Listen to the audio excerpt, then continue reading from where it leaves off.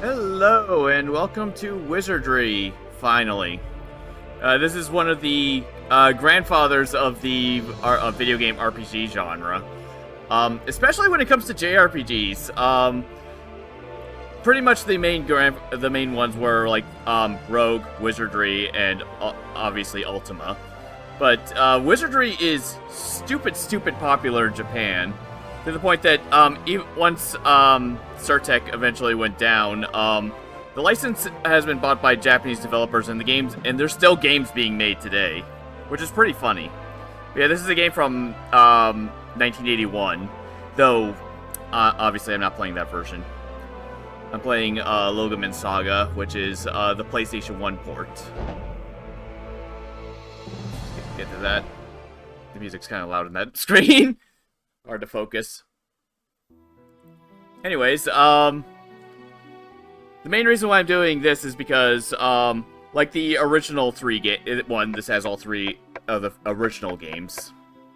I mean, there's 8 main games, but you know, the first 3 are on this thing, and it also has the save transfer function that the originals had, which not every version has that, or at least the NES version doesn't have that, because these games were originally on the Apple II.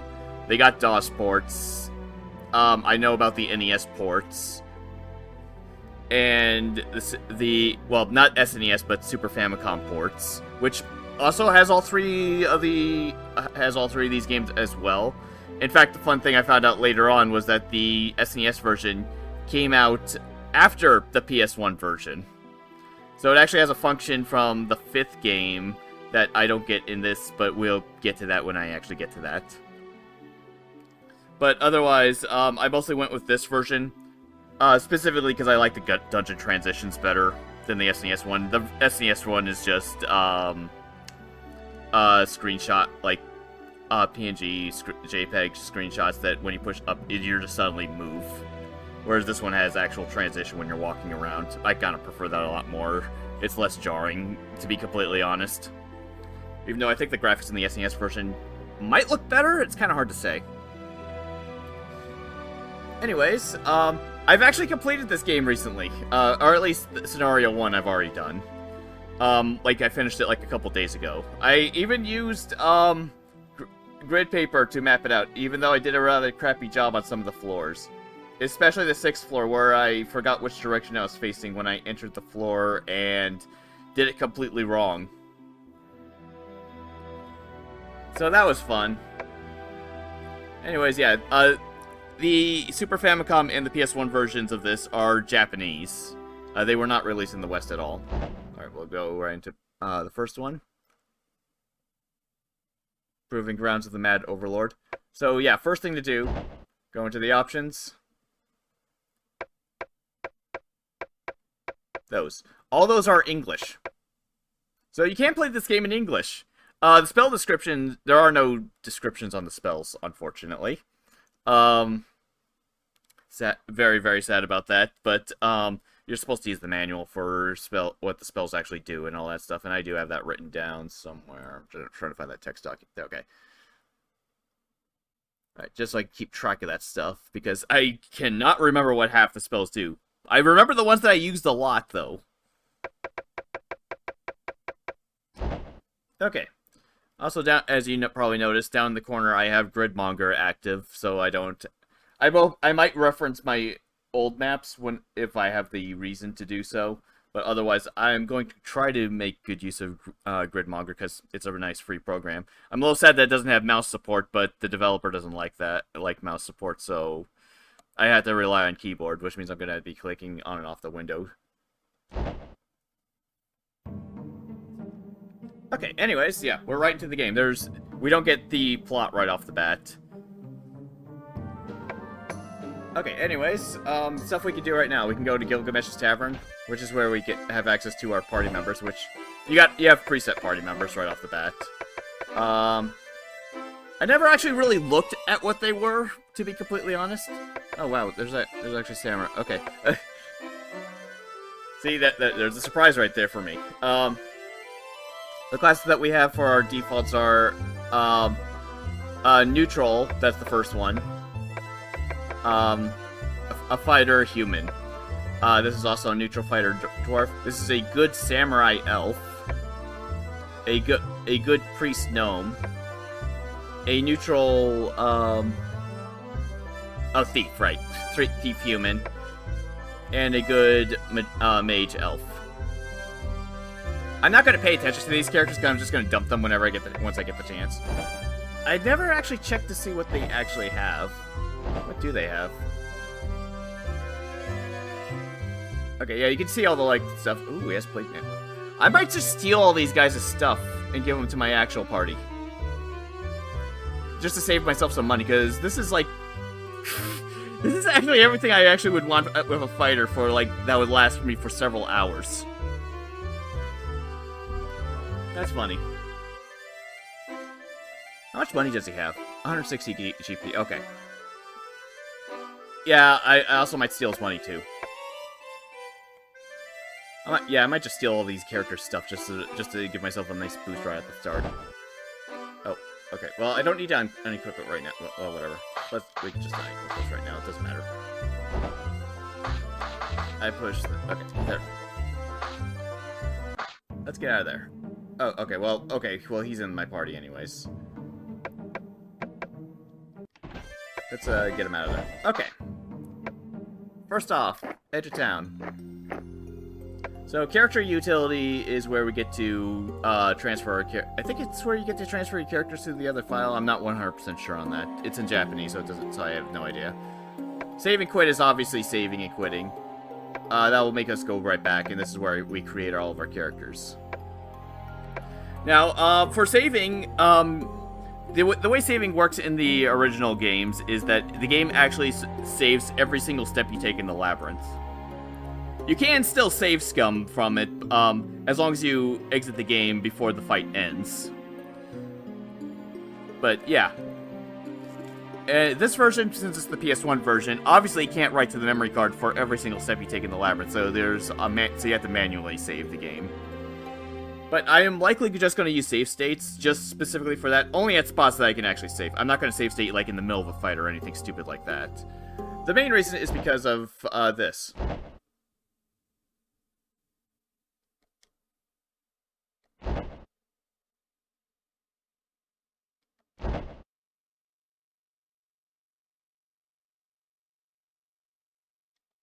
Okay, that's how long it takes to save every single time you want to save the game. If you want to load the game, you have to reset the game. So, yeah, instead of doing that, like, every several doors or something, I could just save state. I'm probably not going to abuse them too much until I get to the later floors where stuff starts getting really nasty. Anyways, we gotta create our characters. Well, I can actually inspect all the characters from here, too. So, yeah, long, short, chain mail. Okay. He doesn't have as good armor, but that's still nice. He also has 230 G. Cool. This motherfucker has some copper gloves. Oh, I'm absolutely stealing that shit.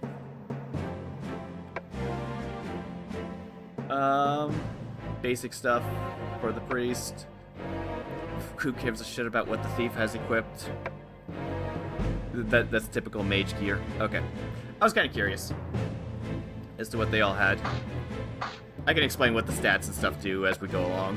Anyway, so creating a character. So this might take a while because, well, we'll get to that in a second. Okay, so first off, by pressing the select button, we can switch the character. So now we can actually make my typical party.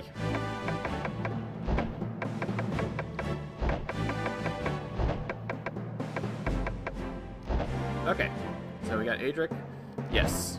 Choose the race. So these actually determine what the character's stats are. Or well, their base starting stats. Humans are kind of balanced. Elves have more intelligence, more strength, vitality, wisdom, and agility, luck. They're mostly just focused on, like, what jobs you want. I'm not really going to care too much about the races, so Adric can be a dwarf, and he can, just so I can make him a better fighter. Okay. Alignment is kind of important. There's some gear in the game that you can only equip when you're certain alignments. The more important thing is some of the classes required to be of certain alignments. I believe the Lord, which is basically a paladin, requires you to be good. If you want a ninja, they have to be evil. There are ways to get neutral ninjas and good ninjas and stuff, but for the most part, they're required alignments. The main difference is the fact of there are things that can shift good and evil characters back and forth. Neutral, it stays neutral the whole game. The other major factor is that you can't mix good and evil characters in a party. They just straight up will not party with each other. Anyways, Adric is good. And here's where and this is pretty much why character creations might take a while for me. As that little thing down there, the bonus. So the game actually rolls some bonus stat points for you. Which, I know in the original versions it can go... I know 6 is definitely low. You definitely don't want to start a character with 6. But for the most part, it's a case of, oh, what is it? I'm blanking all of a sudden. Basically, I know that in the original versions, it can go up to 29. Though it's extremely rare for that to happen. And I remember reading in at least the NES versions, that it can go up to 60. Due to some, like, minuscule RNG sort of things. I don't know the details on exactly how that works, to be completely honest. And so 29 is probably more realistic, and even then that's not really realistic. Stats max out at 18 anyways, so it's not like it matters.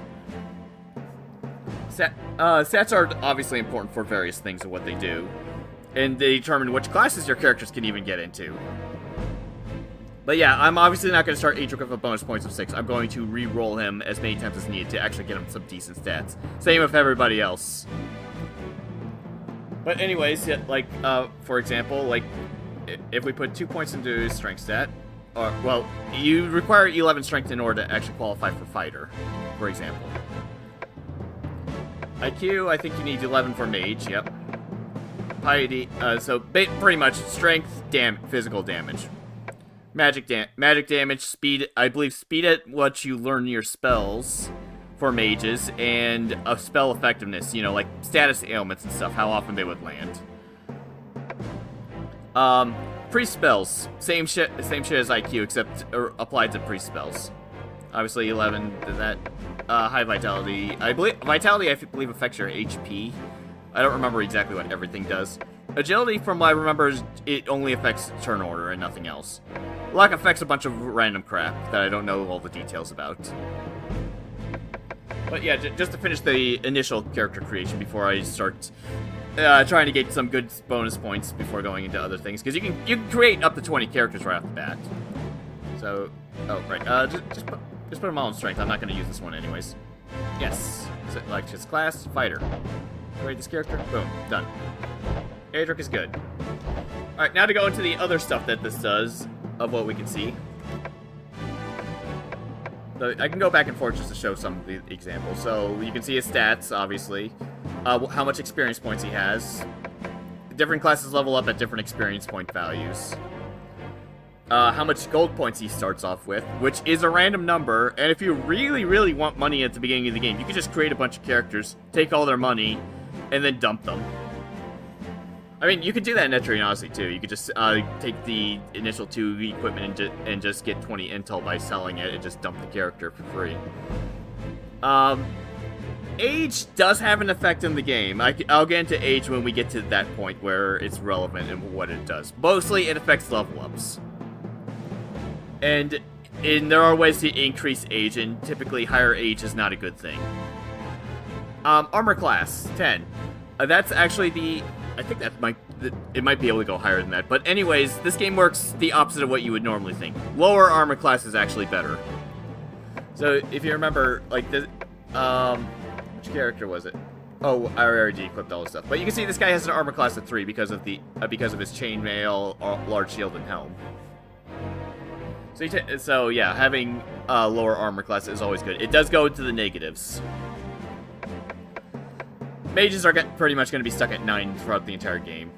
I believe they can get it lower with some equipment, but basically, the staff and ropes, that's basically what they equip, and they don't really get much else. They don't even really get much of any improvement out of the staff by itself. Anyways, Yeah, let's go try to get Adric to do other stuff. But otherwise, you could change, like, I could name Adric, like, any one character and just change his name later. It's free. You can also change classes. Like, I can change these guys to something else. The main problem with class changing is that they will, when you change the character's class, they go back to their race's set points. You know, the stat points that Adric would have started before the bonus points. You do not get bonus points back if you decide to change class. It also ages them like about 5 to 7 years. So, it's not necessarily a good thing to try to do. And you need to meet, but yeah, like Samurai, for example, that's not a class that you can normally start off with without very high points, because to qualify for Samurai, you need 15 Strength, 11 IQ, 10 Piety, 14 Vitality, and 10 Agility.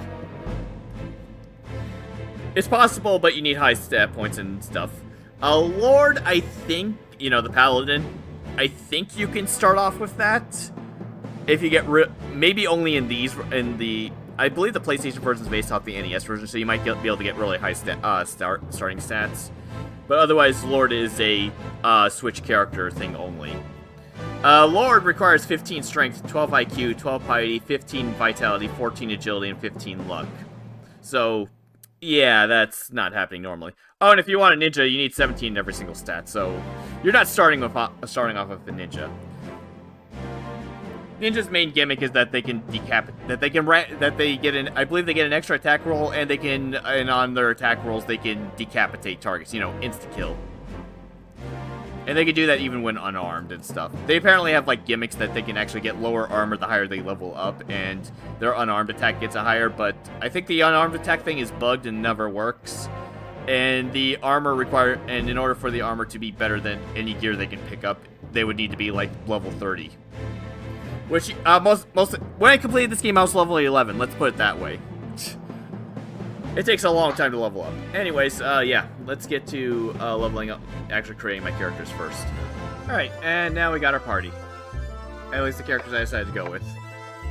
Which is pretty much the characters I went with when I went through this initially. So we got Adric, who has all this stuff, so now his armor class is at 0. Phaedon, who does not have decent armor, but I got a decent amount of money, so I could probably get her something better, because they only had, like, 1 chainmail, and that made me sad.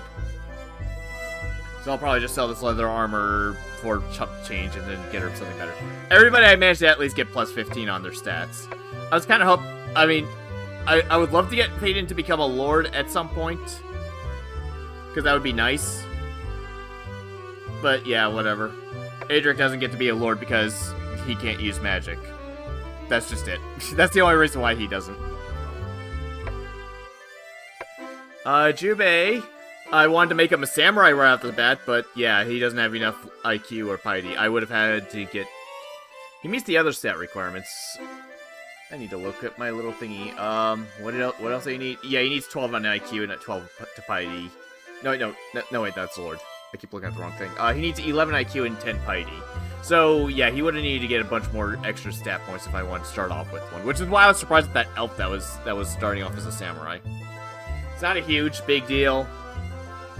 It's not like you get samurai exclusive equipment at the beginning of the game. That's, like, a super late game, and that's assuming I actually find it.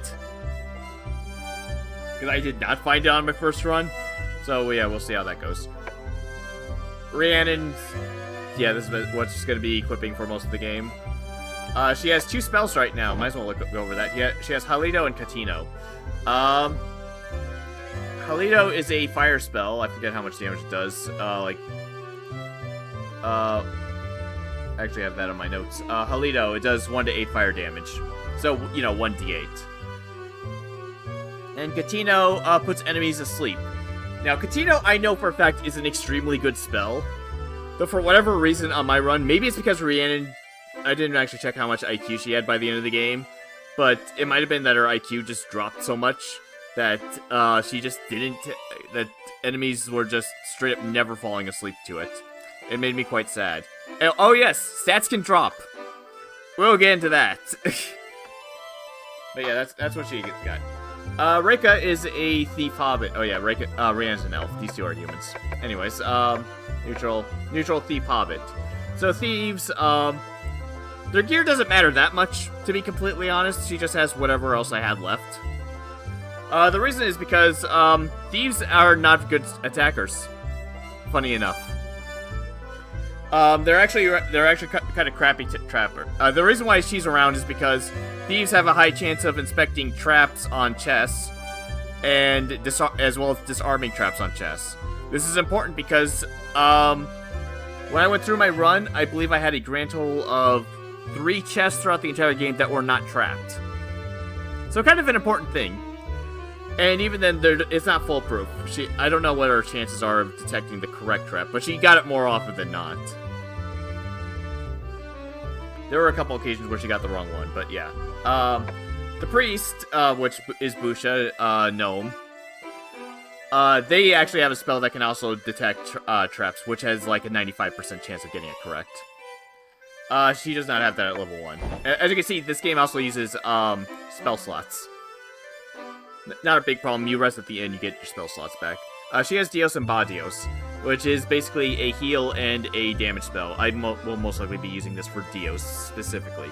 Should put these on separate pages so I don't have to scroll through my little list. But Dios restores 1 to 8 HP. The other one does 1 to 8 HP. So there you go.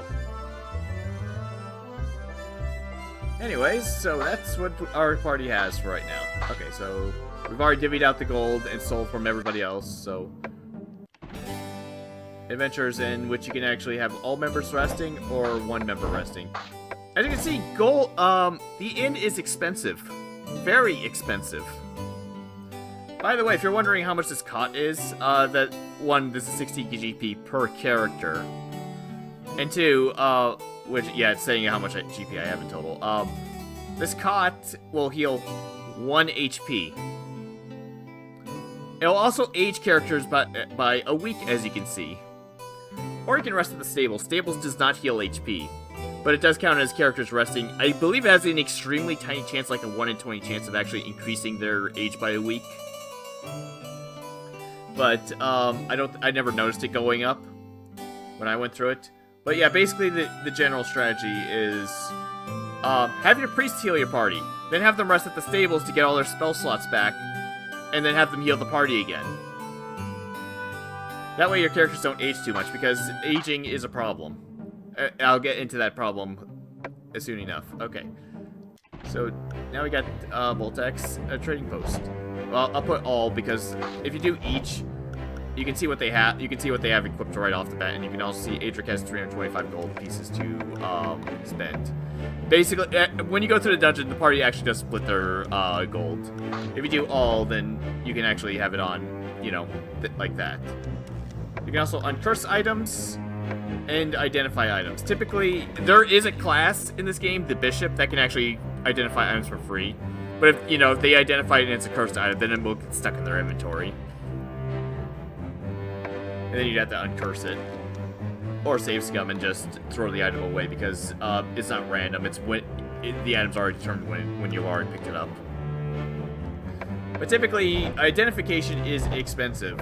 You can see, like, this plate mail is already identified, but you can see how much it would cost for me to identify it. Usually it's about half the cost of what the thing is actually worth. Which means that you can, you can see why I was freaking out over these gloves of copper. They cost 6,000. I didn't get this until, like, I was near the end of the game. Anyways, Faden needs stuff.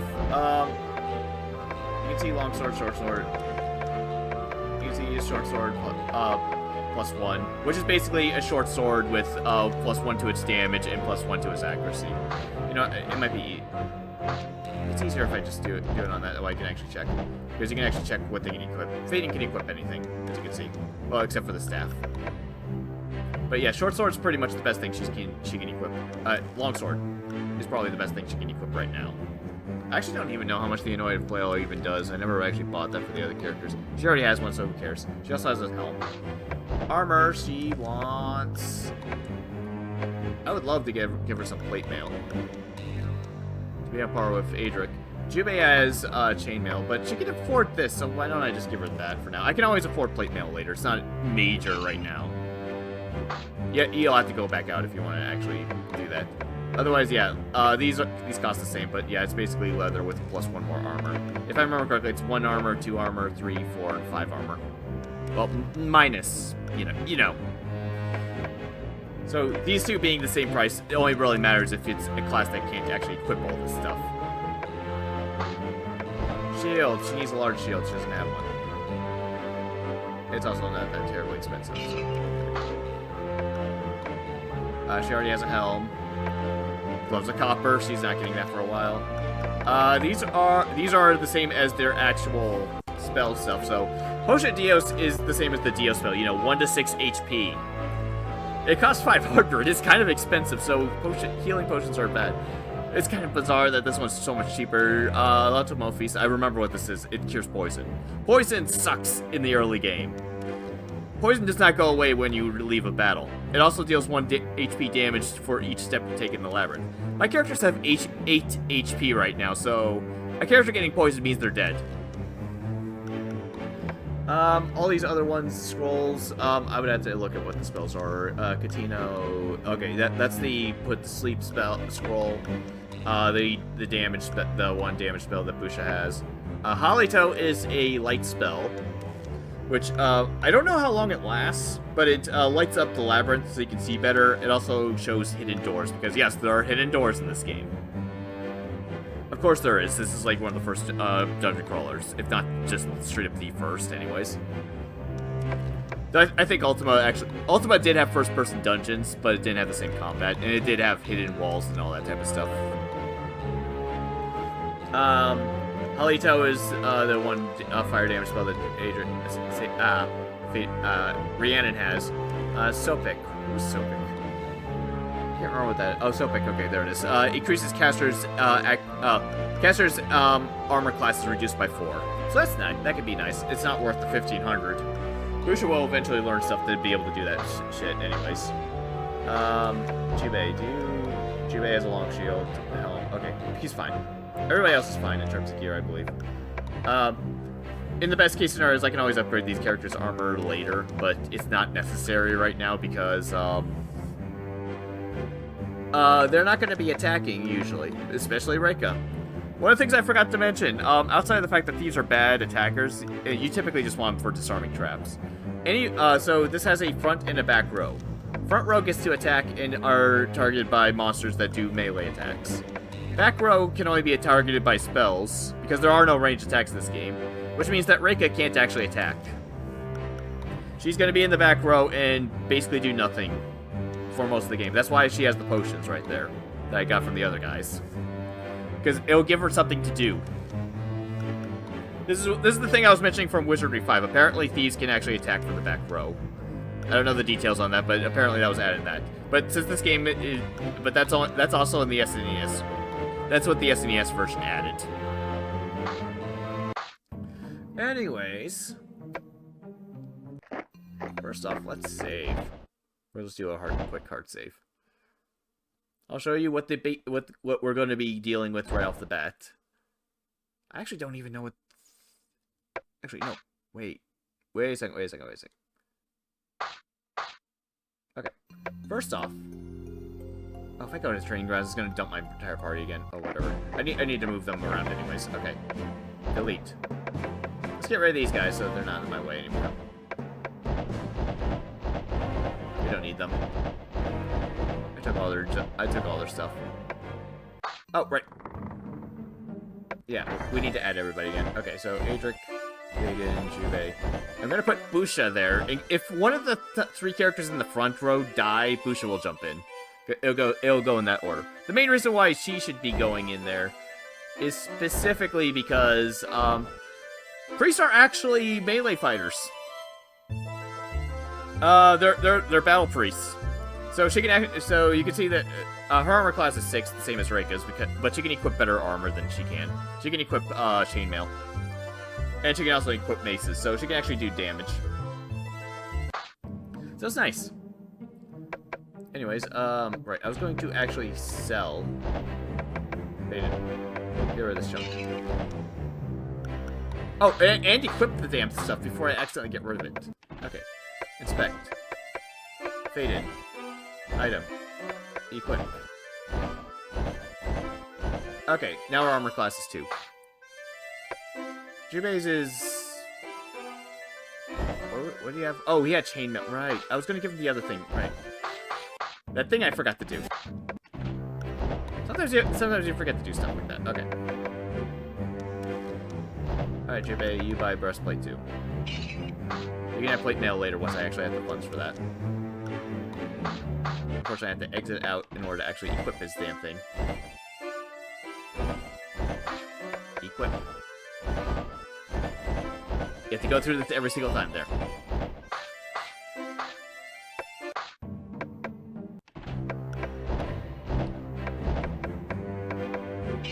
Okay. Now we're good. Okay, now we're good.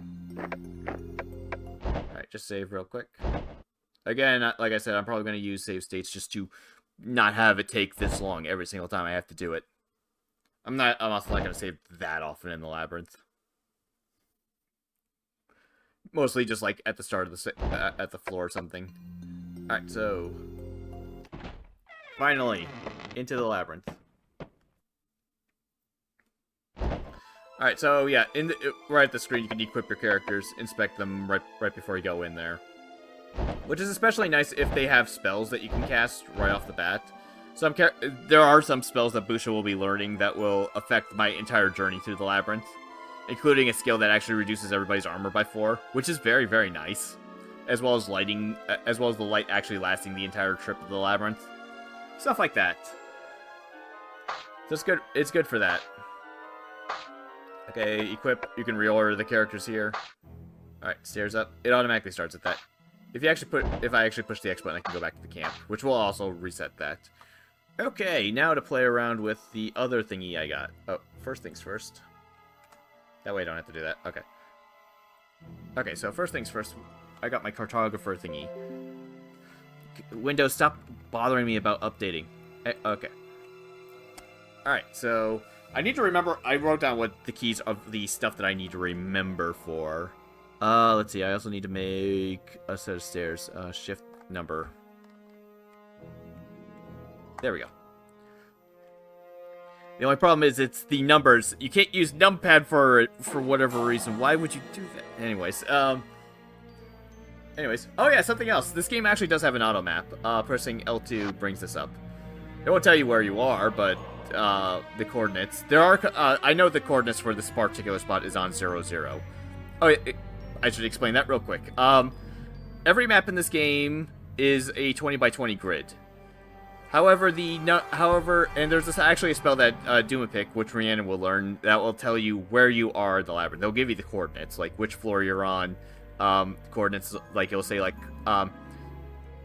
east 5, north 6, or something, and it would tell you, and that's where you would be. And that's how you figure out where you are, especially when you get bumped by a teleporter or something like that. So obviously this thing doesn't show the coordinates. By the way, I only learned that this was a thing when I was already 5 floors in and already mapping. I still continued mapping anyways. I only looked at this occasionally when I was like, wait, my map's not looking right, and realized how much I fucked up. Which happened plenty of times. Okay. So for our first trip to the labyrinth, we are going to do something rather simple. Okay, 1, 2, 3... That way I can just speed that up. 3. Okay, so we got a door. What was the door button? Door. Okay, door. Doors are. No. Okay. So here's a door. Okay, and we're at the end of this corridor. Funny enough, random encounters, although common, are not. It's sometimes I go through corridors and I can run through good chunks of the labyrinth without running into a single encounter. Going through a door will more often than not get you an encounter. It'll also guarantee that a treasure box drops. I think it might be specific ones, but yeah. So we go through there, we got an encounter. Oh god, they surprised me. That's bad. Okay, we're fine. My character's armor class is low enough that it's probably fine. They could probably handle this, maybe, possibly, we'll see. Okay. So, obviously, fight, Parry is defend, basically. Okay, and as you can see, these characters can't fight. I can dispel, which basically insta-kills and has a chance of insta-killing an undead. I think it's just one, but I can't remember. But you get no experience points for doing that. So these characters will just parry for this round. So Jiwei hit that 7, missed, and we won.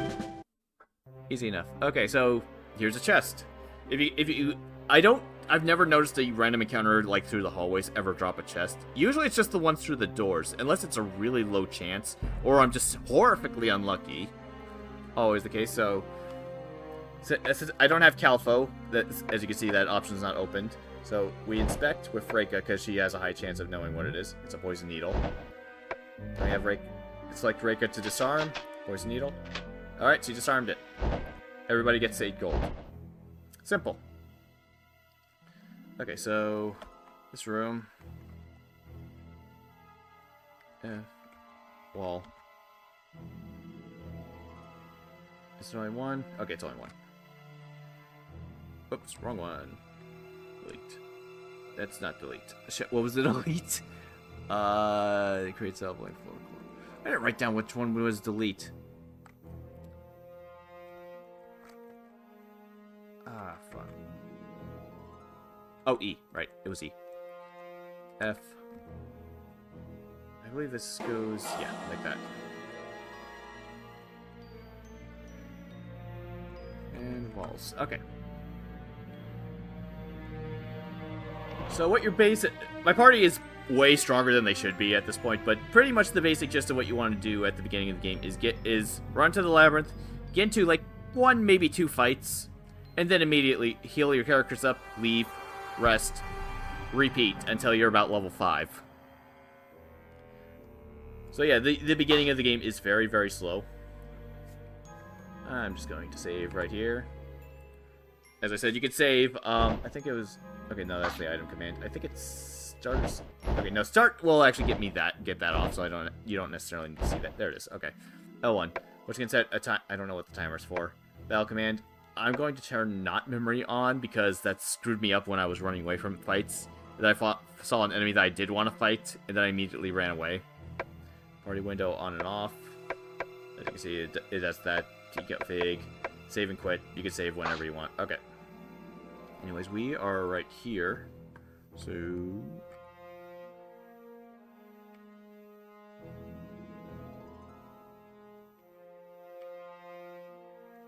Oh, damn it.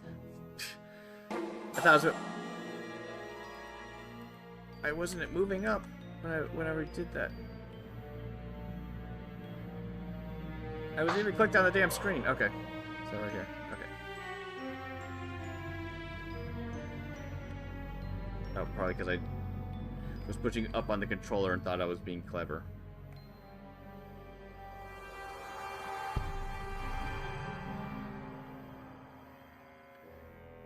I absolutely do not want to screw up how this map looks, for obvious reasons.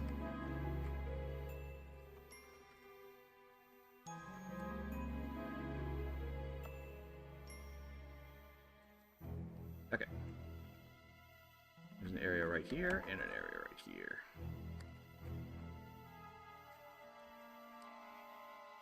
Okay, so right there.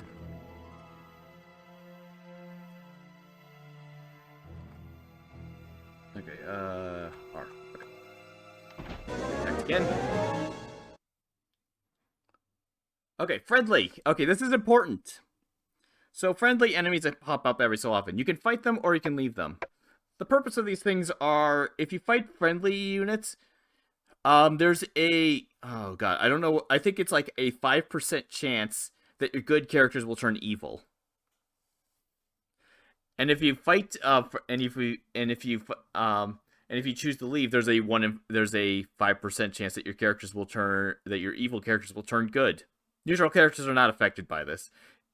So basically, I need to not leave them every single time, because if for whatever reason a character gets booted from my party, I will have to try to find fights that are friendly to try to switch the alignment again. On my first playthrough, I don't know when it happened, but Faden became evil. because I was going back and forth because I thought it was some kind of balanced morality thing. But now it's like a 5% chance of it happening. And then when she got booted out of the party for whatever reason, I think she died. Or something stupid like that happened. And then I had to actually go out of my way, go with a bunch of neutral characters, and just constantly hope that I run into friendly groups and constantly run away to change her back to good, because I was trying to make her a lord, which never happened anyways. But she was, because I had good characters in my party, I couldn't make her go back in anyways, so it didn't matter. So yeah, we'll be ignoring these. It's a bit sad when it happens when you go into a door, because, let's see, I went that way. Wait, oh no, did I fuck it up already? This does not look right. This is not right. I just looked at my old map and it's like, nope, this hallway should be right here.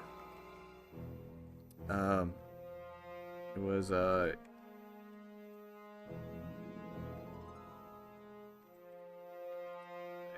D. See? This is why you don't mess up. Okay, so yes, I'm right here. Okay, yeah, it should look like this.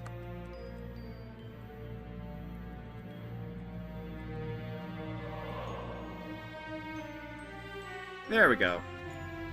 That's all this room looks like. Oh, okay, I got into another counter.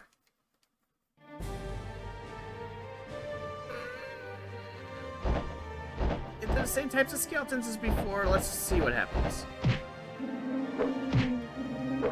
My characters have high enough armor that there's a low chance they're gonna get hit anyways, so...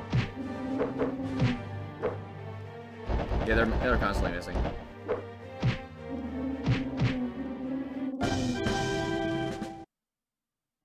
It's 30 gold.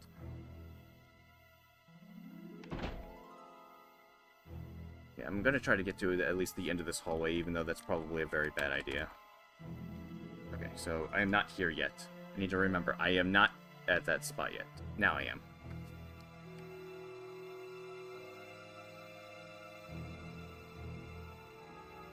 Ah, keep wanting to use my controller for this. Okay. Okay, that door.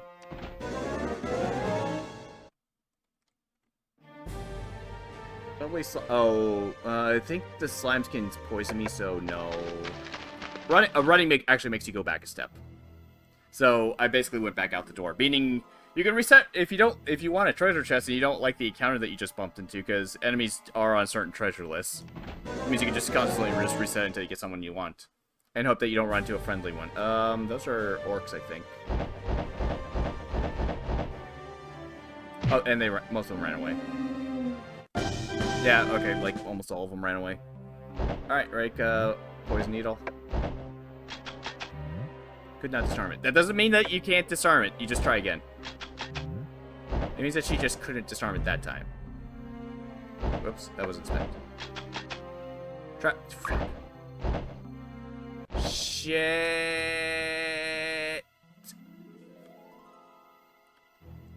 That's bad.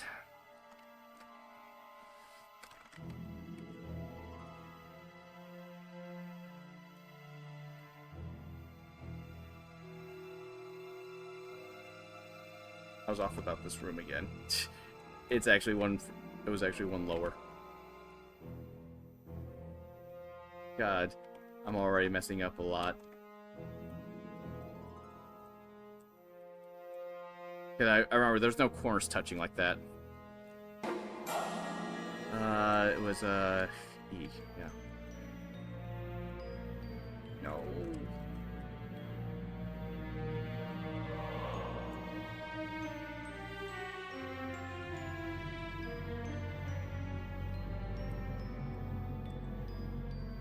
There we go. Okay, try to get back without Rika dying.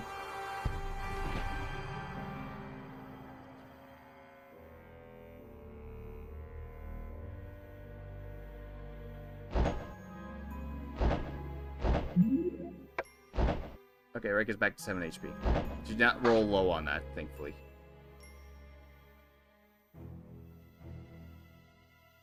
Poison will automatically go away once we're back in town. She rolled low that time. Reka, you got those potions that okay, 5 HP. Reka lives. Good. I did not want her to die from that because, shit's expensive, you know? Reviving characters is like 200 gold right now. And it's not even guaranteed to work. So that's that. Okay, so now that we're back in town, now for the other part. So I'm just gonna save right now just to show this. Okay, so first off, yeah, Reka's low at health, so we need Busha to rest. So rest her back. She needs 705 more experience points to level up. This is how you make your characters level up. You just have to have them rest. Okay, Busha also has now our spell slots back. Gonna make everybody rest. 655. Like I said, you want your characters to be like level 5 so that they can have, mostly so that they have enough HP so that getting poisoned that far into the labyrinth does not mean that you die. So yes, this will be the point where I start grinding a lot until my characters can actually survive. But yeah, we just need to go back inside the maze. Obviously, I'm going to cut out most of the grinding that I'm going to do. And there's a lot of the grinding in this game. And I can just inspect Busha right now. Cast Dios on Reka. Please stop rolling low on that. Thank you. Excellent. And now we just go back to town, have her rest again, and we're good. And we're good to go on another excursion. Repeat several times until my characters can actually make progress. Not Reka, Busha.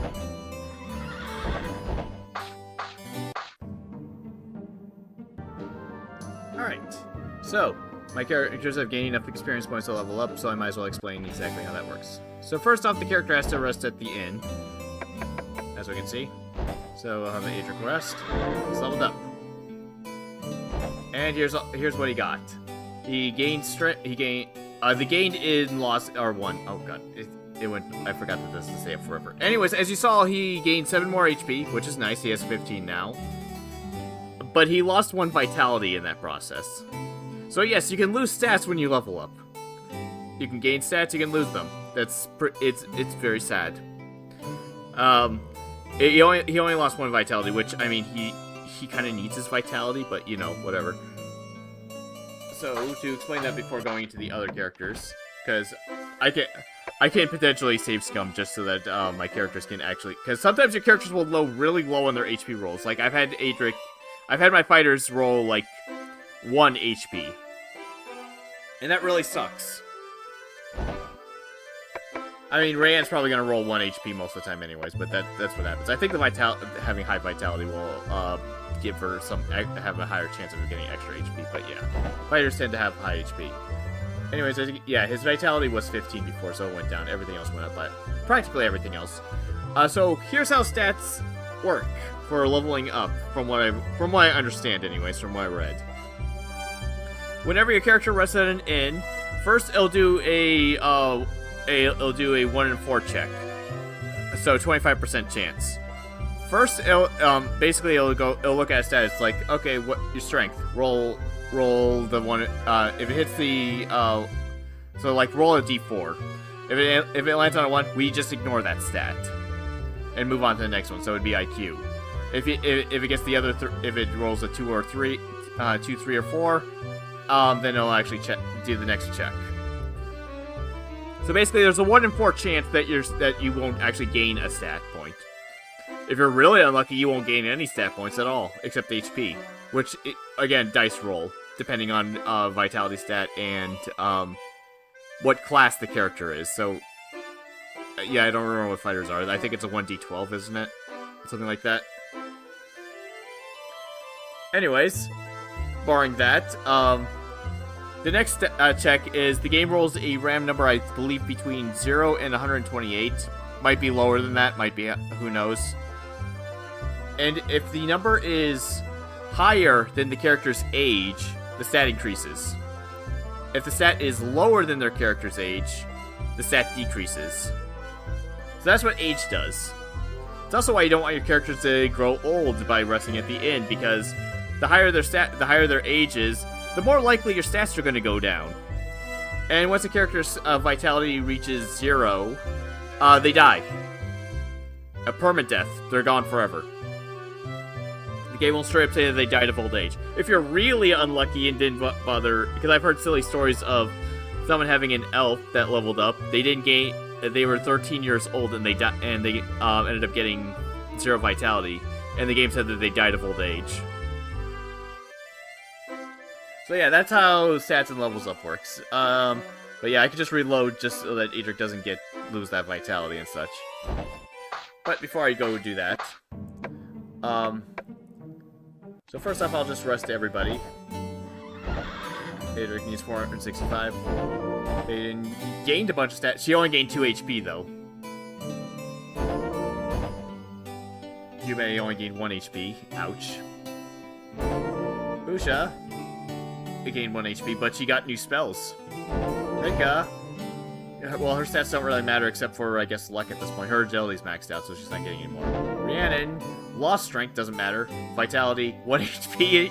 She didn't even learn any spells. That's sad. I mean, mages might only learn spells at certain levels. I actually don't know offhand.